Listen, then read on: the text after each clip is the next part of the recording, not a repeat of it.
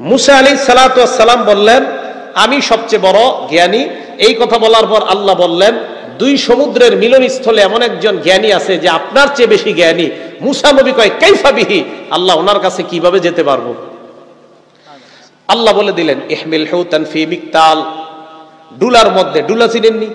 মাছ ধরেন আপনাদের দেশে কি কয়? ডুলা। মিকতাল মানে থলে। মিকতালের সুন্দর বাংলা থলে। কি থলে? ব্যাগ। দেশ গ্রামে কয় ডুলা। আল্লাহ বললেন, ইহমিল হুতান ফি মিকতালিন, থলের মধ্যে একটা মাছ দেন, নেওয়ার পর ফাইদা ফাকাত্তাহু ফাহুয়া যাক, অথবা ফাহুয়া সাম্মা, মাছ নেওয়ার পর আপনি তাকে সন্ধান করার জন্য বের হবেন। মাছ নিয়ে আপনি চলতে চলতে যেখানে যাওয়ার পর মাছ যখন আপনি হারিয়ে ফেলবেন, ওটাই হবে আপনার ওই জায়গা, যেই জায়গায় আপনি আপনার চাইতে বড় জ্ঞানীকে আপনি পাবেন। আবার বুঝেন, মাছ নেন, থলের মধ্যে চলতে থাকবেন, যাইতে যাইতে হঠাৎ এক জায়গায় মাছটা হারিয়ে ফেলবেন। যেখানে মাছটা হারিয়ে ফেলবেন সেখানে ওই ব্যক্তিকে পাবেন যে ব্যক্তি আপনার চেয়ে বড় জ্ঞানী।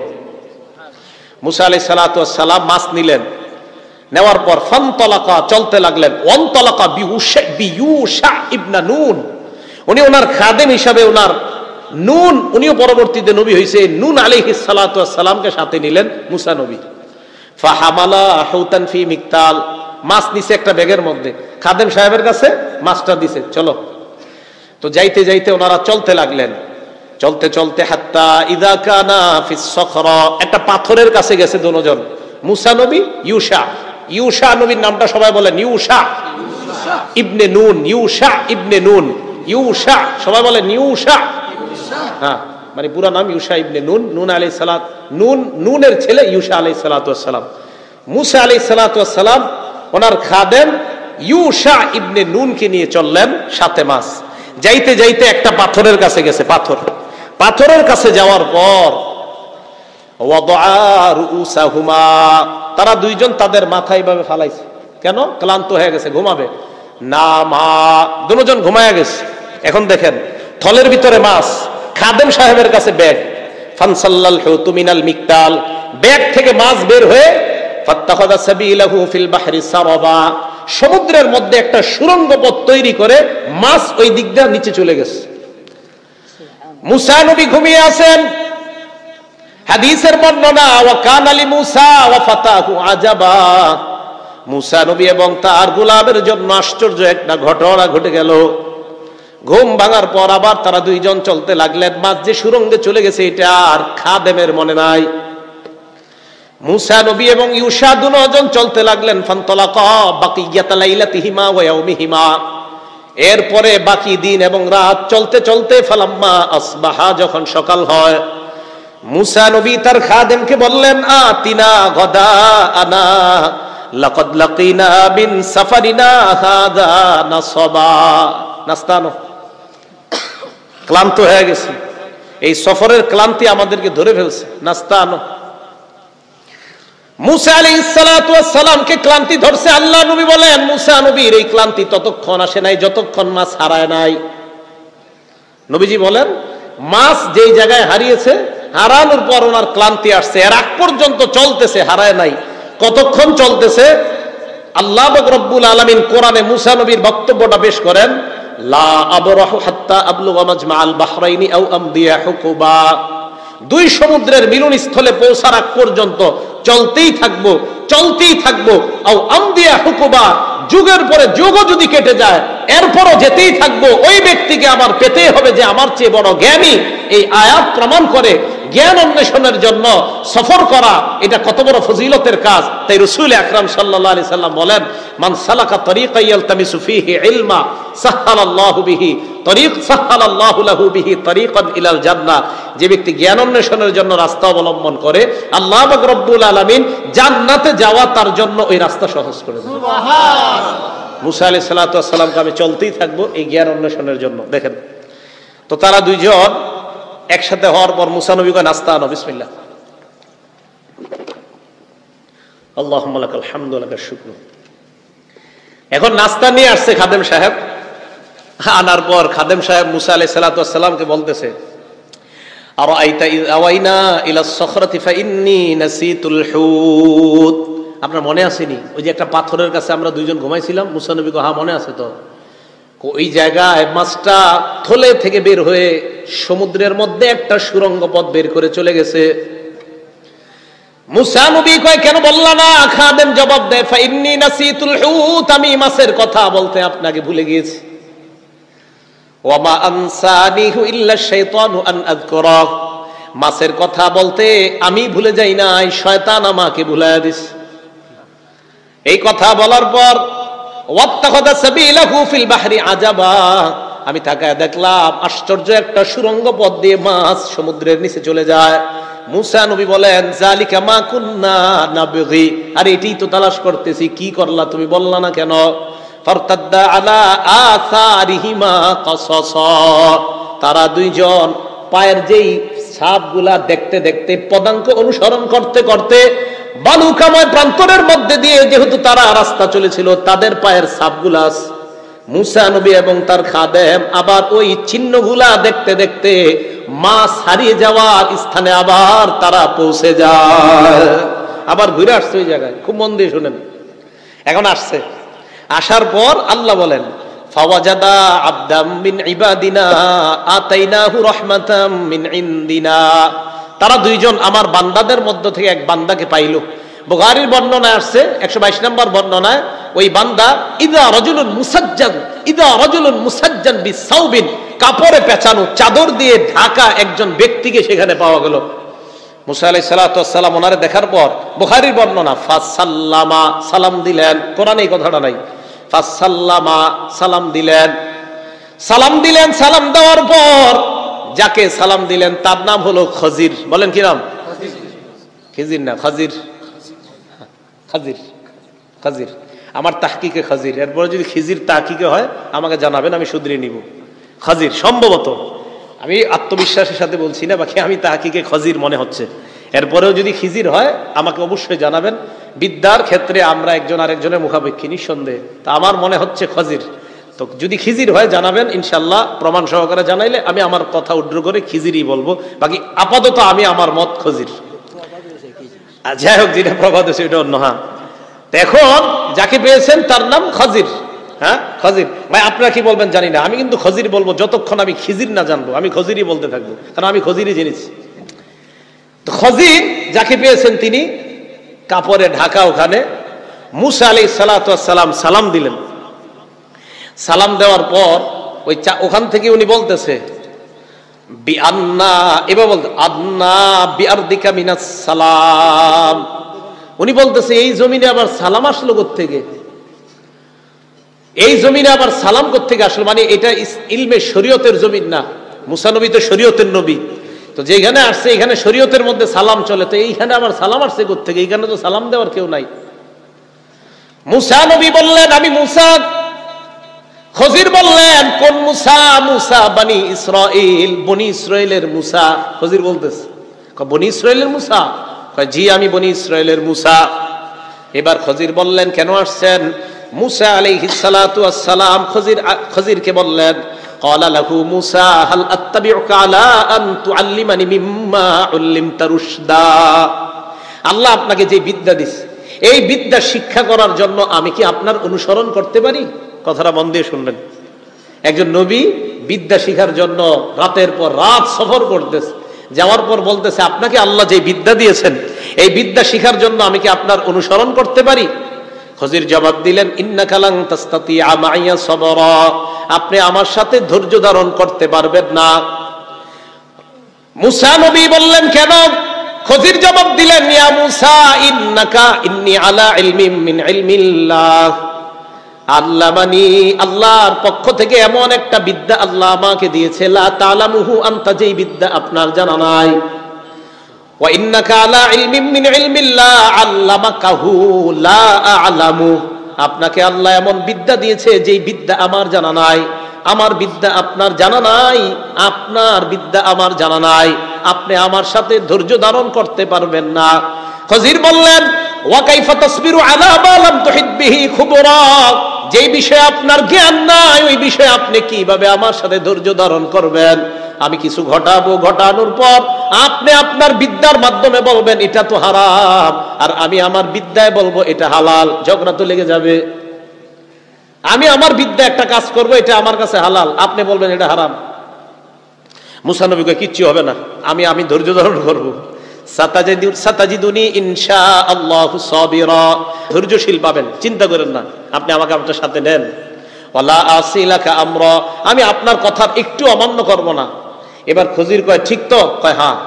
মন দিয়ে শুনেন খজির কি বলেন, ফাইন ইত্তাবাতানি ফালা তাসআলনি আন শাইইন হাত্তা উহদিসা লাকা মিনহু যিকরা, আপনি যদি আমার অনুসরণ করেন আমাকে কোনো প্রশ্ন করবেন না, আমি যতক্ষণ না কোনো প্রশ্নের জবাব দিব ততক্ষণ কোনো প্রশ্ন করবেন না। একের পর এক একটা ঘটনা ঘটতে থাকবে, একের পর এক ঘটনা ঘটবে, ওই ঘটনার বিস্তারিত বর্ণনা আমি দেওয়ার আগে আমাকে প্রশ্ন করবেন না। মুসা আলাইহিস সালাতু ওয়াস সালামকে এটা বলার পর মুসা নবী ঠিক আছে প্রশ্ন করব না, সমস্যা নাই। এখন শুনেন কি বলে, ফানতালাকা, দুইজন চলতে লাগলো, খজির মুসা। এবার বুখারীর বর্ণনা শুনেন, ফানতালাকা আলা সাহিলিল বাহ, দুজন সমুদ্রের তীর দিয়ে চলতে লাগলো। লাইসা লাহুমা সাফিনা, তাদের সাথে কোনো জাহাজ নাই। ফামাররাত বিহিমা সাফিনা, সমুদ্রের তীরের দিকে তাকায়, হঠাৎ সমুদ্রের তীর থেকে নদীর দিকে তাকায়, সমুদ্রের দিকে তাকায় দেখে একটা জাহাজ যায়, নৌকা যায়। নৌকাওয়ালাদেরকে ডাক দিয়ে বলে ফাহামালু ফাকাল্লামুহুম আইয়াহমিলুহুমা, খজির এবং মুসা তাদেরকে বললেন আমাদেরকে এই নৌকায় উঠানোর কোনো ব্যবস্থা আছে কিনা। দীর্ঘ সময় আলাপ আলোচনা হওয়ার পর নৌকাওয়ালারা চিনতে পারছে ফাউরিফাল খজির, এটা তো খজির। এই যে বুখারীতে আসছে ফাউরিফাল খজির, কি আসছে শব্দটা? বলেন ফাউরিফাল খজির, বুখারীতে আসছে ফাউরিফাল খজির। তাই বলছি আমার জানা মতে খজির, বুখারীতে আসছে ফাউরিফাল খজির। হ্যাঁ বুখারীর শব্দ। খজিরকে চেনা গেল যে এটা তো খজির। তখন জাহাজওয়ালা নৌকাওয়ালারা বললেন কোনো সমস্যা নেই, ওঠেন। হাদিসে আসছে ফাহামালুহুমা বিগাইরি নাউলিন, টাকা ছাড়া ভাড়া ছাড়া দুজনকে উঠাইছে। এখন বলেন তো ভাড়া ছাড়া দুইজন মানুষকে নৌকায় উঠাইলে এই দুইজন মানুষ নৌকার মধ্যে কি একটু চুপচাপ থাকা দরকার না? ভাড়া টাড়া নাই, একদম এমন ভাবে থাকা, আরে আমগো ভাড়া নাই, আমরা একটু সুন্দরভাবে থাকি। তো দুজন উঠছে নৌকার মধ্যে, বিসমিল্লাহ। নৌকা ওঠার পর নৌকা চলতেছে। বুখারীর বর্ণনা ফামাদার খাজির ইলা লাউহিম মিন আলওয়াহিস সাফিনা, খজির কি করছে, ওই যে নৌকার কাঠগুলা থাকে এক একটা করে, এই কাঠের মধ্যে একটা কাঠ এইভাবে ধরছে, ফানাজা, কাঠ একটা উঠায় দিছে, নিচের তে পানি আসা শুরু হয়েছে নৌকায়। এখন বলেন তো ভাড়া ছাড়া উঠা এই কাজটা করা কি ঠিক হয়েছে? বাহ্যিক দৃষ্টিকে ঠিক হয়েছে? ঠিক মুসা নবী আমগো মতো কইছে কওমুন হামালুনা বিগাইরি নাউলিন, মানুষগুলো আমাদেরকে ভাড়া ছাড়া নৌকায় উঠাইলো। আমাত্তা ইলা সাফিনাতিহিম ফাখরাকতাহা, আপনি তাদের নৌকাটা ছিদ্র করে দিলেন, এটা কেমন কাজ করলেন? খজির বলেছিলেন আমি কোন বিষয়ের ব্যাখ্যা না দেওয়া পর্যন্ত আমাকে প্রশ্ন করবেন না, শুধু দেখতে থাকবেন। মনে আসেনি? মুসা আলাইহিস সালাতু ওয়াস সালাম বললেন লাকাদ জিতা শাইআন ইমরা, আপনি একটা খারাপ কাজ করছেন, এটা ঠিক করেন না। কি করে দেখেন আপনারা খারাপ কাজ করছেন, এটা সঠিক করেন নাই। তো শরীয়তের দৃষ্টিতে নৌকার কাঠ এইভাবে ছিদ্র করা আর নৌকায় পানি ঢুইকা মানুষ ডুবে যাওয়ার ব্যবস্থা করা, এটা তো শরীয়ত খারাপই বলবে। কি তো শরীয়তের নবী বলছে এটা খারাপ। খজির বলছে কি ব্যাপার, আপনি না বলছি কথা বলবেন না, কথা বললেন কেন? দেখেন কি কয় মুসা নবী, কয় আখরাকতাহা লিতুগরিকা আহলাহা, আপনি মানুষগুলোকে ডুবানোর জন্য নৌকাটা ছিদ্র করে দিলেন। লাকাদ জিতা শাইআন ইমরা, আপনি খারাপ কাজ করছেন। খজির জবাব দেয় আলাম আকুল্লাকা ইন্নাকা লান তাসতাতিআ মাইয়া সাবরা, আমি না আপনারে বলছি আপনি আমার সাথে ধৈর্য ধারণ করতে পারবেন না? মুসা নবী বললেন লা তুআখিজনি বিমা নাসিতু ওয়া লা তুরহিকনি মিন আমরি উসরা, আমার ভুলের জন্য আমাকে পাকড়াও করবেন না, ভুলে গেছে আর হবে না। এবার ঠিক আছে, একবার করছি প্রশ্ন, ইনশাআল্লাহ চলেন, আর কিছু হবে না। আবার চলতে লাগছে দুজন। দেখেন ফানতালাকা হাত্তা ইযা লাকিয়া গুলামান ফাকাতালা, চলতে চলতে একজন গোলামকে তারা পাইছে, বালক। বুখারীর বর্ণনায় ইযা গুলামুন ইয়ালআবু মাআল গিলমান, একটা বাচ্চা অন্যান্য বাচ্চাদের সাথে খেলা করতেছে। খজির কি করলো? হাদিসের বর্ণনা আখাযাল খদির বিরাসিহি মিন আ'লা, বাচ্চার মাথা এইভাবে খজির ধরছে, বাচ্চার মাথার উপর থেকে ধরার পর ফাকতা আলা রাসাহু, মাথাটা একদম টুকরা টুকরা করে মেরে ফেলছে। ভালো কাজ করছে? দেখতে কি কাজটা ভালো? এই বাচ্চারে মেরে ফেলছে, এটা বাচ্চা মানুষে মেরে ফেলছে। মুসা আলাইহিস সালাতু ওয়াস সালাম কয় আকাতালতা নাফসান যাকিয়াতাম বিগাইরি নাফস, আপনি অন্যায়ভাবে একটা অন্যায়ভাবে একটা নেককার শিশুকে আপনি হত্যা করলেন, এটা কি কাজ করলেন? লাকাদ জিতা শাইআন নুকরা, এবার কয় আপনি একটা অপছন্দনীয় কাজ করছেন, ঠিক করেন না এটা। খজির কয় আলাম আকুল লাকা ইন্নাকা লান তাসতাতিআ মাইয়া সাবরা, আমি না আপনারে বলছি আপনি আমার সাথে ধৈর্য ধারণ করতে পারবেন না? মুসা নবী ওহো ঠিক আছে, ভুল হয়ে গেছে। কয়বার হলো? 2 বার। ইন সাআলতুকা আন শাইইন বা'দাহা ফালা তুসাহিবনি, আমি যদি এরপরে আপনার আর কোনো প্রশ্ন করি তাহলে আর আমার সাথে নিয়েন না, আমি আর প্রশ্ন করব না। মনে রাখেন, প্রথমে কি করলো? নৌকা ছিদ্র করলো, এরপরে বাচ্চা হত্যা করলো। তাহলে এই দুইটার জবাব কি? শরীয়তের দৃষ্টিতে দুইটা কাজ কি ভালো না খারাপ? খারাপ। তাহলে এটার জবাব কি? খজির তো ভালো কাজই করছে ওনার এলেম অনুযায়ী। এটা কিভাবে? মনে রাখেন, শেষে আলেম ছাড়া অন্যদেরকে আমি জিজ্ঞাসা করব কি কি এই 3 কাজ, তারপরে জবাব আসবে। তাহলে প্রথমে 2টা, 1 নাম্বার নৌকা ছিদ্র করা, 2 নাম্বার বাচ্চাকে হত্যা করা। তো এইবার বলার পর মুসা আলাইহিস সালাতু ওয়াস সালাম বললেন, আমি যদি এরপর আপনাকে আর কোনো প্রশ্ন করি তাহলে ফালা তুসাহিবনি, আপনি আমাকে আপনার সাথে নিয়েন না। এই কথা বলার পর ফানতালাকা হাত্তা ইদা আতায়া আহলা ক্বরিয়া, দুজন চলতে লাগছে। চলতে চলতে এক গ্রামে আসছে। আসার পর ইস্তাতআমা আহলাহা, ক্ষুধার্ত দুজন। তো এই এলাকায় এসে মেহমানদারি চাইছে। ফাআবাউ আইয়ুদাইফুহুমা, ওই এলাকার লোকেরা কয় না আমরা মেহমানদারি করব না। এলাকার লোকেরা কয় আমরা মেহমানদারি করব না। এখন দেখেন, আমরা এক এলাকায় গেছি, যাওয়ার পর ক্ষুধায় মরতেছি, ওই এলাকার মানুষ কয় 1 গ্লাস পানিও খাওয়াবো না। ওই এলাকায় কি কোনো উপকার করতে আমাদের মন চাইবে কখনো? তো মুসা আর খজির গেছে, খিদা খাবার চাইছে। ফাবাউ আইয়ুদাইফুহুমা, এলাকার সবাই এদেরকে মেহমানদারি করতে অস্বীকার, না খাওয়াবো না। ফাওয়াজাদা ফিহা জিদারা, ওই এলাকার মধ্যে একটা দেয়াল পেয়েছি, ইউরিদু আইয়ান কাদ্দা, ওই দেয়ালটা পড়ে যায়, একটা দেয়াল, এটা পড়ে যাবে অবস্থা। ফাকামা, খজির কি করছে? সুন্দরভাবে দেয়ালটা ঠিক করে দিচ্ছে। যে এলাকার মানুষ খাওয়ায় নাই, ওই এলাকার পড়ে যাবে দেয়াল, এটারে ঠিক করছে। মুসা নবী বললেন, এটা আপনি কি করলেন? এরাম করে খাবার দেয় নাই। লাউ শি'তা লাত্তাখাযতা আলাইহি আজরা, এই দেয়াল ঠিক করার বিনিময়ে চাইলে কিছু নিতে পারতেন। আপনি তো বলতে পারতেন যে দেয়াল ঠিক করে দেবো, পারিশ্রমিক দিতে হবে, পারিশ্রমিকের টাকা টুকা পাইলে আমরা 2 জনের খাবারের একটা ব্যবস্থা হতো। আপনি তো কিছু বলতে পারতেন, পারিশ্রমিক হিসাবে তারা আমাদেরকে খানাও খাওয়াইতে পারতো। খজির বলে, আবার এটাই তো আমার আর আপনার মাঝে পার্থক্য। হাযা ফিরাকু বাইনি ওয়া বাইনিক, এটাই আর আমার মাঝে আর আপনার মাঝে পার্থক্য। মানে আমার জ্ঞান আর আপনার জ্ঞানের মাঝে এটাই পার্থক্য। আপনার জ্ঞানে আমি যে 3টা কাজ করেছি, 3টা কাজ অন্যায়, আমার জ্ঞানে এই 3টা কাজ সঠিক। কয় কিভাবে? এবার এক এক করে ব্যাখ্যা দেওয়া শুরু। উলামায়ে কেরাম চুপ। 1 নাম্বার কোনটা? হ্যাঁ, মাশাআল্লাহ, আরো জোরে 1 নাম্বার। এই ঘটনাটা বিবিরে গিয়ে শোনাইবেন, কালকে চা স্টলে বসে এইগুলো আলোচনা করবেন, গীবত শেখায়ত না করে, ইনশাআল্লাহ। হ্যাঁ, একজন আরেকজনের সাথে এগুলোর বিদ্যা চর্চা, এলেম চর্চা বাড়ানো দরকার। বাংলাদেশটাকে বিদ্যানগরী, কুফানগরী বানানো দরকার। আমার পড়াশোনা করে না, সব পড়াশোনা ছাড়া হয়ে যাচ্ছে, খালি মোবাইল নির্ভর হয়ে যাচ্ছে। মোবাইলে আরিফ বিন হাবিব এটা কইছে, বাস এটাই বিদ্যার মাপকাঠি হয়ে যায়, ঠিক না? মানে এটাই বিদ্যার মাপকাঠি না, এটা তো বিদ্যার মাপকাঠি না। পড়তে হবে, পড়াশোনা করতে হবে। মোবাইলের প্রতি এত আসক্ত হয়ে গেছে, পড়াশোনা করে না। করবে আর কি, পাশ এমনি হয়ে যায় সব। তো যাই হোক, এবার খজির জবাব দিতে লাগলেন। আম্মা সাফিনা, মাশাআল্লাহ, আপনাদের কথা ঠিক আছে। 1 নাম্বার জাহাজ, নৌকা। ফাকানাত লিমাসাকিনা ইয়ামালুনা ফিল বাহরি ফারাদতু আন আইবাহা ওয়া কানা ওয়ারাআহুম মালিকুন ইয়াখুযু কুল্লা সাফিনাতিন গসবা।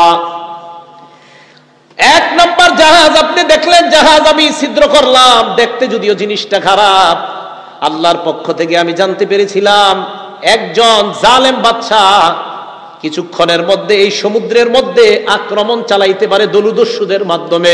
জলদস্যু যারা আছে সমুদ্রের মধ্যে, যারা ডাকাতি করে, তাদের মাধ্যমে ডাকাতি চালিয়ে ভালো ভালো নৌকাগুলা ছিনতাই করে নিয়ে যাবে। আমি চিন্তা করে দেখলাম এই নৌকাটা গরিব কয়েকজন মানুষের নৌকা, তারা এই নৌকার মাধ্যমে তাদের ভরণ পোষণের ব্যবস্থা হয়। আমি চিন্তা করলাম নৌকাটা ছিদ্র করে যদি ডুবাইয়া দেই, বাদশা জালেম যখন এই সমুদ্রের মধ্যে এসে এই নৌকাটা দেখবে, ছিনতাই করে নিয়ে যাবে। আমি চিন্তা করলাম ছিদ্র করলে নৌকা ডুবে যাবে।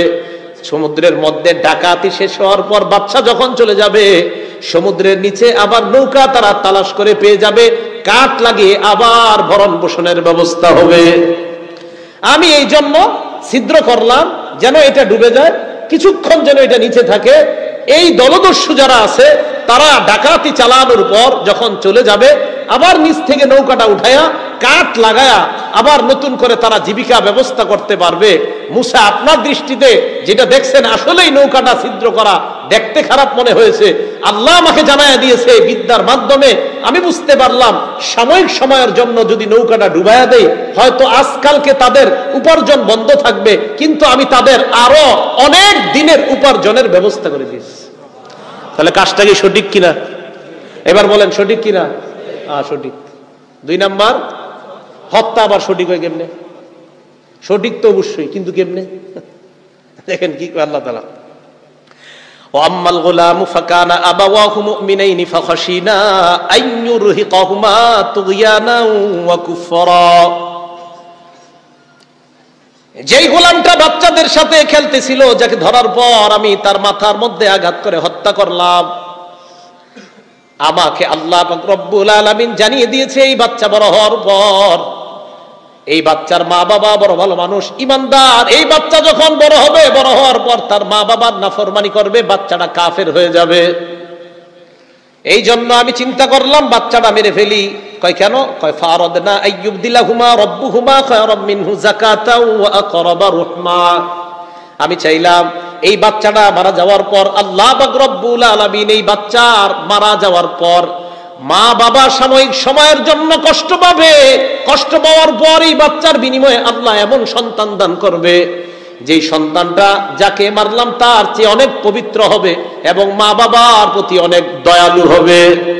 তাফসীরের কিতাবে আসছে এই বংশে 9 জন, আরেক বর্ণনায় 11 জন নবী হয়েছিল। কয়জন নবী হয়েছে? এক তাফসীরে আসছে এরপরে দোয়ার পরে একটা মেয়ে হয়েছে এই বংশে, মেয়ে। এই ছেলেটারে মারার পর এর বিপরীতে একটা মেয়ে হয়েছে, ওই মেয়ের বংশে 9 জন, কোন বর্ণনায় 11 জন নবী হয়েছে। তাহলে মারার কারণে লাভ হয়েছে না লস হয়েছে? এক কাফের মারা গিয়া 11 জন নবী, 9 জন নবী, নেককার কোন বিবি নারী দুনিয়াতে আসা, এটা কি লাভ না লস? লাভ। তাহলে দেখতে মনে হইলো একজন মানুষ হত্যা করা এটা খারাপ, খজিরকে আল্লাহ জানায়া দিয়েছে এটা বড় হইলে কাফের হবে, এইটা দুনিয়াতে থেকে লাভ নাই, যাও। এর পরিবর্তে আল্লাহ পাক রব্বুল আলামিন নেককার সন্তান দান করেছে, ওই সন্তানের মাধ্যমে দুনিয়াতে মা বাবারও অনেক উপকার হবে, আবার এই সন্তানটা দুনিয়াতে যে সন্তান জন্ম দিবে তারাও পৃথিবীর মধ্যে অনেক ভালো হবে। তো বলেন তো, একটা খারাপের বিপরীতে যদি 1000টা ভালো থাকে, 1000 ভালোটা গ্রহণ করবো না একটা খারাপ? তাহলে কাজটা দেখতে মনে হয়েছিল খারাপ, আসলে ভালো। মুসা নবীর শরীয়তে হত্যা দেখতে খারাপ, খজিরের শরীয়তে এটা দেখতে খারাপ না। এই জন্য আল্লাহ বলেছেন মুসা, আপনার চেয়ে বড় একজন জ্ঞানী আছে, 2 সমুদ্রের মিলন স্থলে গেলে পাবেন। 3 নাম্বার, কাচ্চা বুঝলাম, শেষে আমগরে যে এলাকায় খাওয়ান দিল না, ওই এলাকার দেয়ালটা ঠিক করছেন কি লেগে? আর ঠিক করার পর টাকা নিলেন না কেন? এবার খজির জবাব দেয়, ও আম্মাল জিদারু ফাকানা লিগুলামাইনি ইয়াতীমাইনি ফিল মাদিনা। দেয়ালটা 2 জন এতিম বাচ্চার দেয়াল ছিল শহরের মধ্যে। কানা তাহতাহু কানজুল লাহুমা, এই দেয়ালের নিচে তাদের সঞ্চিত সম্পদ ছিল। ওয়াকানা আবুহুমা সালিহা, তাদের মা বাবা ছিল নেককার। তাদের মা বাবা এই সন্তানদের জন্য ওই দেয়ালের নিচে সঞ্চিত ধনভাণ্ডার রেখে গেছে। আমি চিন্তা করলাম এই দেয়াল যদি পড়ে যায় এলাকার চোর বদমাশ বাটপাররা তাদের সম্পদগুলা নিয়ে নিবে, তাই আমি দেয়ালটা ঠিক করে দিলাম যেন তারা বড় হওয়ার পর জ্ঞান বুদ্ধি খাটিয়ে অথবা আত্মীয় স্বজনের কাছ থেকে জেনে তাদের মা বাবার রেখে যাওয়া সম্পদটা তারা এই দেয়ালের নিচ থেকে উঠায় নিতে পারে। তাই বড় হওয়া পর্যন্ত যেন দেয়ালটা মজবুত থাকে, এই জন্য আমি দেয়ালটা মজবুত করে দিলাম। তাহলে মুসা আলাইহিস সালাতু ওয়াস সালাম দেখলেন উজরত ছাড়া, পারিশ্রমিক ছাড়া দেয়ালটা ঠিক করা ঠিক না, কিন্তু খজির বুঝতে পারলেন এটা ভবিষ্যতে এই দেয়াল ঠিক রাখলে এটা সঠিক। যে বিষয়টা বুঝাইতে চাইলাম, জ্ঞান বিদ্যার জন্য হযরতে মুসা আলাইহিস সালাতু ওয়াস সালাম আল্লাহ পাক রব্বুল আলামিনের হুকুমে আরেকজনের কাছে গিয়েছেন। তাহলে জ্ঞানী যারা তাদের দাম আছে না নাই? তাহলে একজন জ্ঞানীর কাছে একজন নবী যাইতে পারেন, আমরা সাধারণ মানুষ যারা আমাদের জ্ঞানীদের কাছে যাওয়া দরকার আছে না নাই? জ্ঞানী যারা তাদেরকে বলা হয় আলেম, আলেমের বহুবচন উলামা। ওলামা মানে এই যারা ওলামা তলাবা যারা এই সংগঠন করছে তাদের উদ্যোগে যে আয়োজনটা হয়েছে এদেরকে ওলামা বলা হয়। তাহলে ওই আলেম থেকে উলামা, যেই উলামাদের কাছে অন্যজন জ্ঞান আহরণের জন্য এইভাবে যাইতে পারে, বলেন আমরা ওই আলেমদেরকে সম্মান করব কিনা? মসজিদের ইমাম, মাদ্রাসার উলামায়ে কেরামকে ইনশাআল্লাহ সম্মান করব না? ইনশাআল্লাহ আমরা সম্মান করব। আল্লাহ পাক রব্বুল আলামিন আমাদের সকলকে যেই কথাগুলো বললাম, শুনলাম, জ্ঞান বিজ্ঞানের চর্চা আরো বেশি করে যেন আমরা কোরআন সুন্নাহর চর্চা সমাজের মধ্যে ব্যাপকভাবে কোরআন সুন্নাহ যেন আমরা প্রচার করতে পারি, প্রচার প্রসারে যেন আমরা সহযোগী হতে পারি, ওলামা তালাবাদের সাথে যেন আমরা থেকে কাজ করতে পারি। আল্লাহ তৌফিক দান করে।